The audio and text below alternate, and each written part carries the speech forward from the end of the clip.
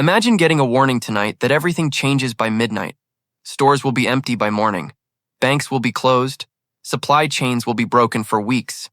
What would you do in the next 12 hours? Most people would panic. They would rush to stores already stripped bare. They would realize too late that preparation cannot be crammed into a single evening. But some people would shrug, check their supplies, and go to sleep peacefully. They already completed the 9 steps that make midnight warnings irrelevant. This is not paranoia. This is not doomsday fantasy.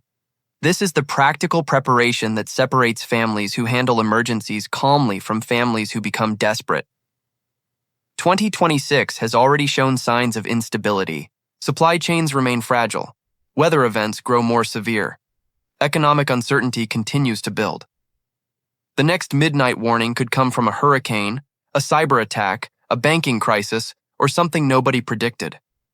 These are the 9 things you must complete before that warning arrives.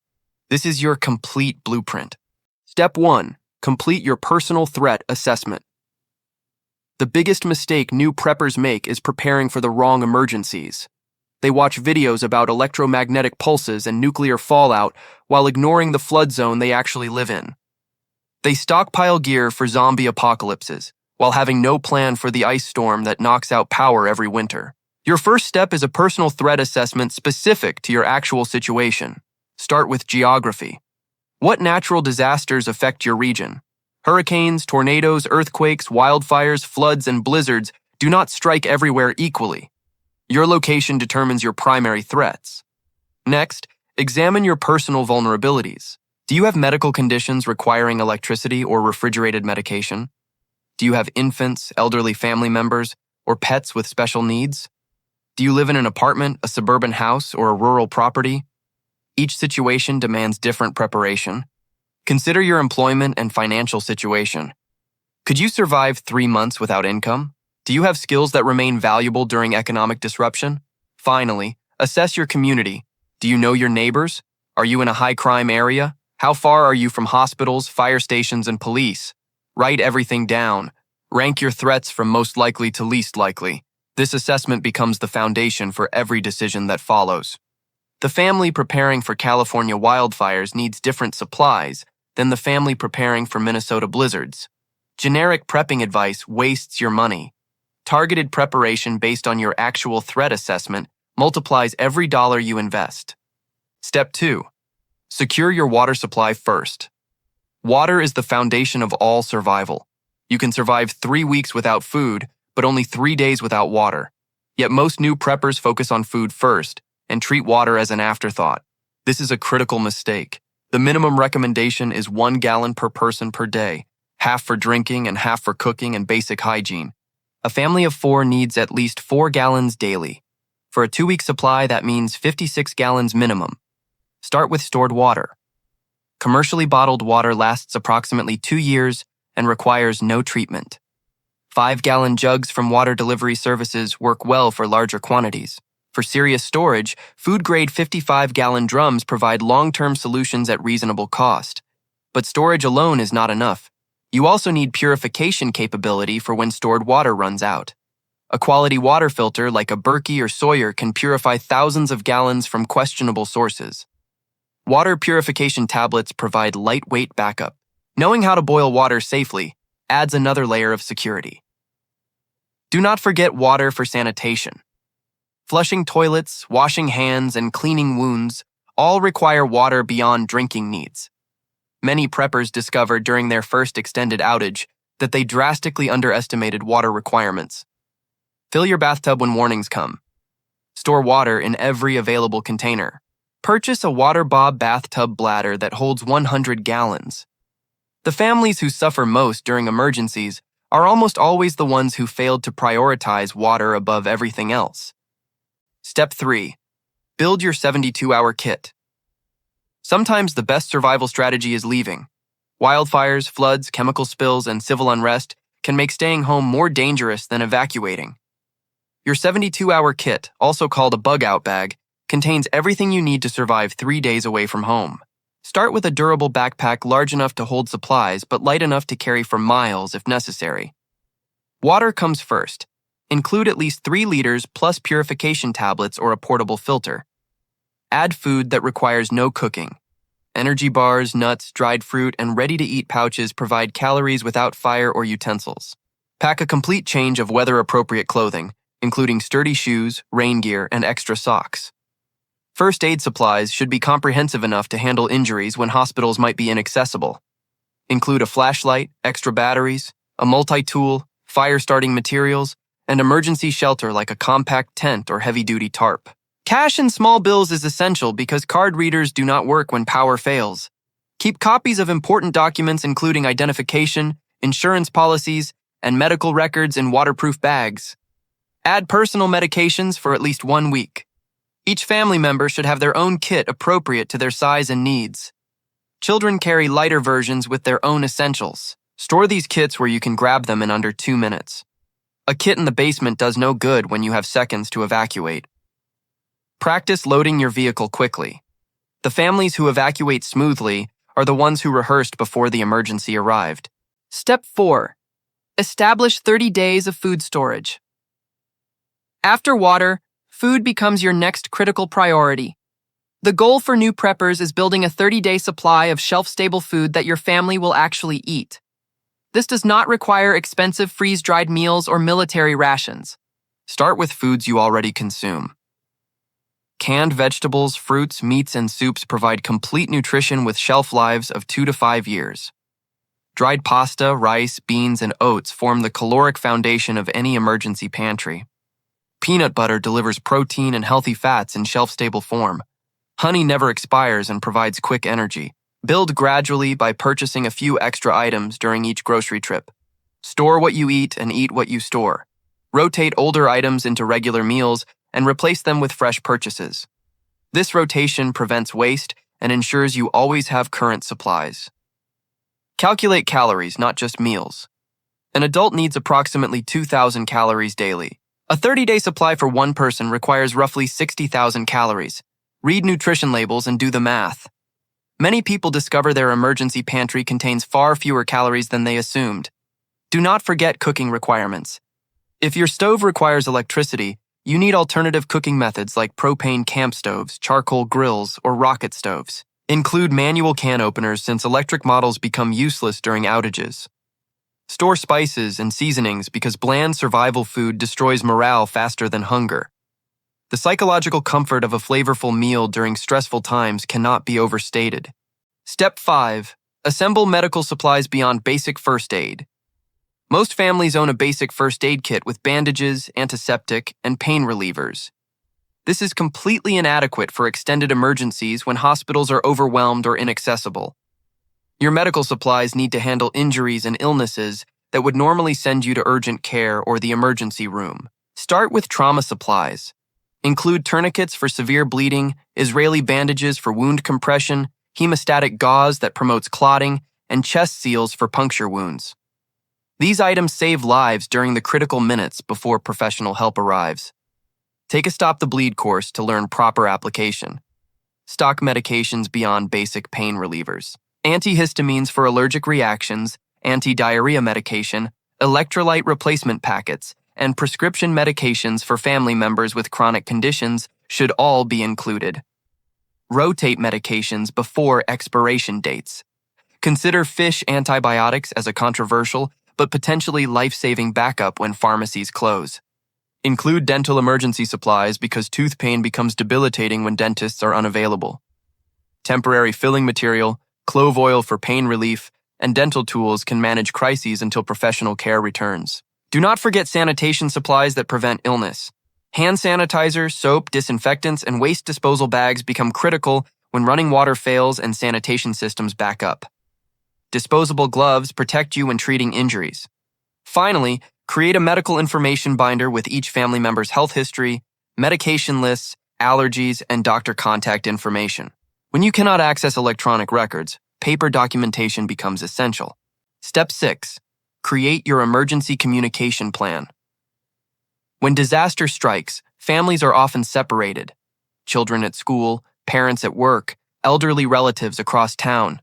Cell towers fail under heavy load or lose power entirely. Landlines require functioning infrastructure. The internet depends on servers and routing equipment. Your emergency communication plan ensures family members can reconnect when all normal communication fails. Start with meeting points. Designate a primary location near your home where everyone gathers if the house is unsafe. Choose a secondary location outside your immediate neighborhood in case the entire area requires evacuation. Select a third location in a different city or state for regional disasters. Ensure every family member knows all 3 locations. Identify an out-of-town contact. During local disasters, long-distance calls often succeed when local calls fail. A relative or friend in another state becomes your communication relay point. Every family member calls the contact to report their status and receive updates about other family members.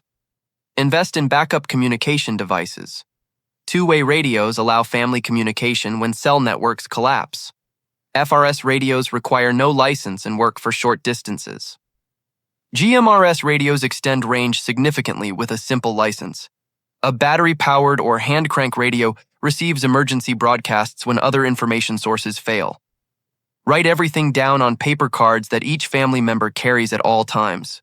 Phone numbers, addresses, meeting points, and contact protocols should be memorized and documented. Practice your plan with family drills. The families who reconnect quickly during emergencies are the ones who rehearsed their communication plan before it mattered. Step 7. Establish financial resilience. Emergencies become catastrophes when financial resources run dry. Job losses, medical expenses, property damage, and evacuation costs can devastate families without financial cushions.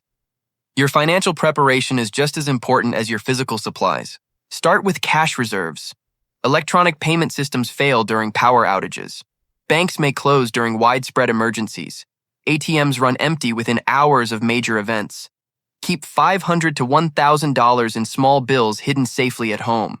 20s, 10s, 5s, and 1s work better than hundreds because making change becomes difficult during crises.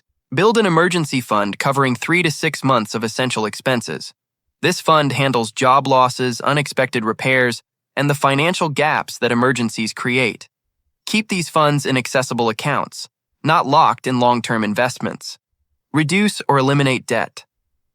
Monthly debt payments drain resources that could build resilience. Credit cards, car loans, and other obligations become crushing burdens when income stops.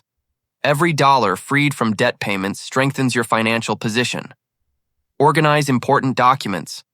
Insurance policies, property deeds, vehicle titles, birth certificates, social security cards, and medical records should be gathered in one location. Make copies and store them in a fireproof safe at home, plus a second location like a bank safe deposit box or trusted relative's home. Review insurance coverage. Does your homeowner's policy cover floods, earthquakes, or other regional threats? Does your health insurance cover out-of-network emergency care during evacuations? Gaps in coverage discovered during emergencies become devastating financial wounds. Step 8. Develop essential survival skills. Supplies without skills create a false sense of security. The generator you cannot operate provides no electricity. The first aid kit you cannot use saves no lives. The fire-starting tools you never practiced leave you cold when it matters. Skills multiply the value of every item you own and remain with you even if supplies are lost or depleted. First aid and CPR training should be your starting priority. The American Red Cross, local fire departments, and community colleges offer courses regularly. Go beyond basic certification with wilderness first aid or tactical combat casualty care if possible. Practice regularly because skills fade without use. Learn to start fires without matches or lighters. Ferritarium rods, friction methods, and solar ignition techniques provide backup when conventional fire starting fails. Practice in your backyard until the process becomes automatic. This single skill has saved more lives throughout human history than almost any other. Develop basic repair and maintenance abilities. Knowing how to fix plumbing leaks, patch roofs, repair vehicles, and maintain essential equipment reduces dependence on services that may be unavailable during emergencies. YouTube tutorials provide starting points, but hands-on practice builds actual competence. Learn navigation without GPS. Map reading, compass use, and natural navigation signs keep you oriented when electronic devices fail. Practice navigation in familiar areas before trusting these skills in unfamiliar territory. Consider self-defense training appropriate to your comfort level and local laws. Emergency situations can create desperate people making dangerous choices. Step 9. Build your community network. The lone wolf prepper is a Hollywood fantasy. In real emergencies, communities survive while isolated individuals struggle. Your final step is building relationships with like-minded neighbors and community members who can share resources, skills, and support when systems fail. Start with your immediate neighbors. You do not need to reveal your supplies or preparation level. Simply building friendly relationships creates a foundation for mutual assistance during emergencies. Neighbors who know each other check on each other during power outages, share generators, and watch properties during evacuations. Identify skills within your community. Perhaps your neighbor is a nurse, a mechanic, an electrician, or a gardener. Perhaps you have skills they lack. These complementary abilities become invaluable when professional services are overwhelmed or unavailable. Building relationships now enables skill sharing later. Join community emergency response teams. CERT training through FEMA teaches disaster response skills while connecting you with other prepared community members. These networks activate during actual emergencies and multiply individual capabilities through coordinated response. Find or create a preparedness group. Online forums, local meetups, and church groups often include people interested in emergency preparation. Sharing knowledge, group purchases, and mutual aid agreements strengthen everyone involved. The families who thrive during extended emergencies are rarely the ones with the most supplies. They are the ones embedded in communities where neighbors help neighbors. Your supplies can be stolen, destroyed, or depleted. Your community relationships persist and regenerate. Build them now before you need them. You now have the complete blueprint for starting your preparedness journey in 2026. 9 steps taken in the correct order that transform a vulnerable household into a resilient one. Your personal threat assessment ensures you prepare for actual risks, not imaginary scenarios. Your water supply keeps your family alive when taps run dry. Your 72-hour kit enables safe evacuation when staying becomes dangerous. Your 30-day food storage provides nutrition when supply chains break. Your medical supplies handle injuries and illnesses when hospitals are overwhelmed. Your emergency communication plan reunites separated family members when networks fail. Your financial resilience prevents emergencies from becoming financial catastrophes. Your survival skills multiply the value of every supply you own.